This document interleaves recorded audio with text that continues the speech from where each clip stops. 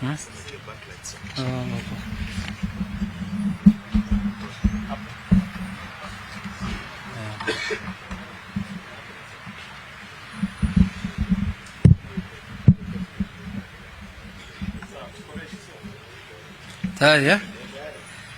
Haya, asanteni sana kwa kukuja. Hii ni azimio la umoja One Kenya communique regarding panel to vet and make recommendations regarding the party's deputy presidential nominee. At its inaugural meeting held on 21st April 2022 at the Kenyatta International Convention Center, the Azimio la Umoja One Kenya Coalition Council, at the request of the party's presidential candidate, His Excellency Raila Amolo Odinga, resolved to appoint a 7-member team to assist and advise the candidate regarding the nomination of the party's deputy presidential candidate. Under our constitutional democracy, the deputy president is expected to be the principal assistant of the president and is also expected to faithfully deputize for the president in the execution of the president's functions. Further, when the president is absent or is temporarily incapacitated and during any other period that the president decides, the deputy president shall act as the president. The vetting of candidates and subsequent nomination of a candidate for this critical post is thus a matter of utmost national importance to be undertaken in the spirit of inclusivity, fostering both party and national unity, transparency, the principles of good governance, and drawing from the collective wisdom of eminent Kenyans of goodwill and experience in diverse leadership positions.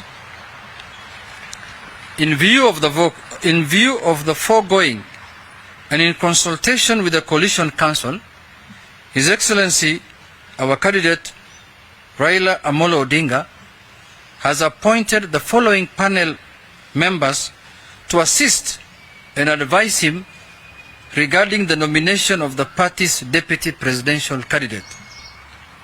Number 1, Bishop Peter Njenga. Number 2, Archbishop Zacchaeus Okoth. 3, Senator Enoch Wambua. 4, Michael Orwa. 5, Dr. Noah Wekesa. 6, Sheikh Mohammed Khalifa. And 7, Mrs. Beatrice Askul Moe. The panel shall reach its decision through consensus and shall elect its chairperson. The panel secretary shall be Mrs. Elizabeth Mayo. In undertaking this solemn task, the panel shall be guided by the following core principles.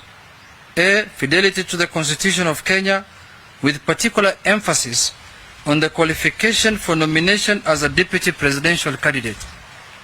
B. Eligible candidate must demonstrate in word and deed that nomination to the high office of Deputy President of the Republic of Kenya is a public trust to be exercised in a manner that 1. Demonstrates respect for the people, brings honor to the nation and dignity to the office, promotes public confidence in the integrity of the office, and demonstrates the value that nomination to the office is a responsibility to serve the people rather than the power to rule them. C. In addition, the eligible candidate must demonstrate in word and deed fidelity to the following guiding principles of leadership and integrity. 1. Personal integrity in public and private life. 2. In previous public service or private affairs, objectivity and impartiality in decision making, and in ensuring that decisions are not influenced by nepotism, favoritism, other improper motives or corrupt practices. 3.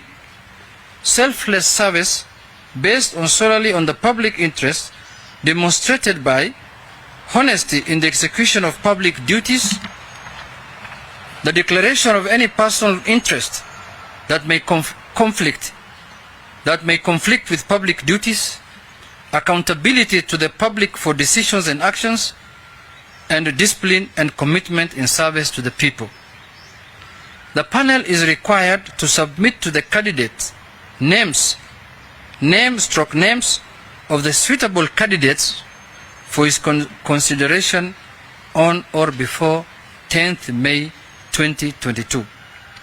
Signed at Nairobi this 27th day of April by Junet Mohammed, Secretary General of the Azimio la Umoja One Kenya Coalition Council. End of statement. I think it's very clear, isn't it? Yes.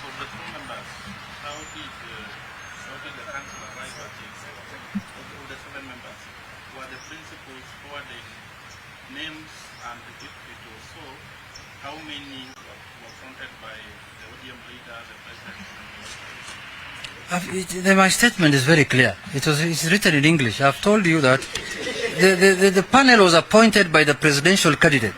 It's written here. In view of the foregoing, in consultation with the Coalition Council, His Excellency Raila Odinga has appointed the following panel members.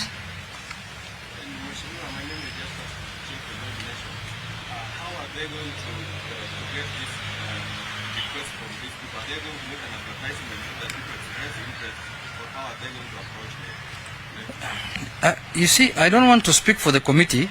Now they have been formed. They will have their sitting, and then they will come with the way they want to do it. It's their mandate now.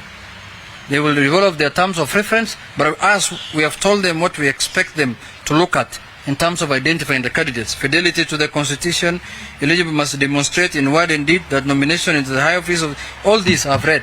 This is what we expect them to look at when they are vetting.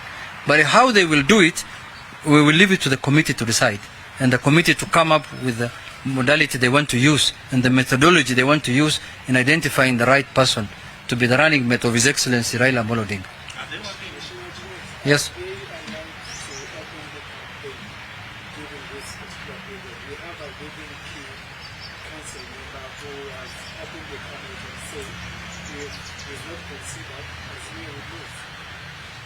No, they are openly.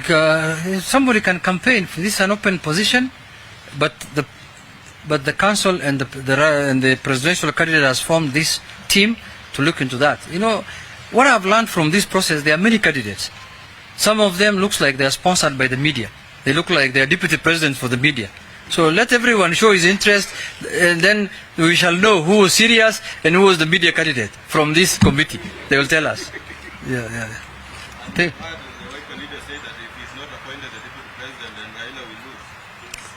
Yeah, but you know, I'm not the Wiper leader, you know that. I'm the Secretary General of the Azimio One Kenya. I cannot speak for anyone. Yeah. I can only speak for Azimio One Kenya coalition. That's it.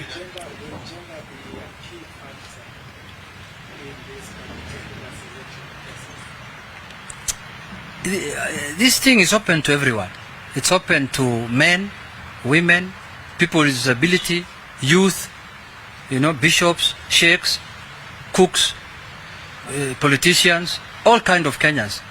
It's open for them to. Anyone can be a deputy presidential candidate. So let us not anticipate debate. Let's leave the committee to do their work. Let's see what they come out with. Let's not do the work of the committee in this press conference. They are men and women who are capable, who have the capacity to do this work. And the Prime Minister has faith in them. So let them do their work. Whatever report they bring, we will share with the country. And that's what will guide going forward on how the issue will be concluded. My last one from you, in as much as this is a very open process, but we have what we call key caucuses in the Azimio of One Kenya. Is there a part already that, determines who will be the candidate, regardless of whether the candidates? You see, we cannot do an exercise in futility. If we have any other method of doing it, we will not have appointed this committee. By appointing this committee, it demonstrates to you that this is the method that the candidate has decided to use in identifying his running mate. So if there was any other process, we will not have called you here to take you through this process when we know that there is other process that we want to use.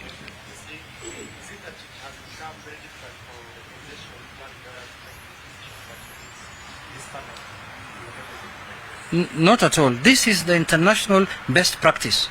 And we are borrowing from other democracies that have matured. Look at the way the deputy president of the United States of America is selected. It's through this kind of process. A committee is formed that looks at it. We don't want this. The candidate does not want to do, a decision which is solely, looks dictatorial. He wants to give other Kenyans an opinion to contribute. This is one of the best practices in the world. This is how Kamala Harris was nominated. This is how, the president now, Biden, was nominated when he was running mate for Barack Obama. This is one of the best world practices in identifying a deputy presidential candidate. Thank you very much, and have a good day. We will call you again if we have another information to give you.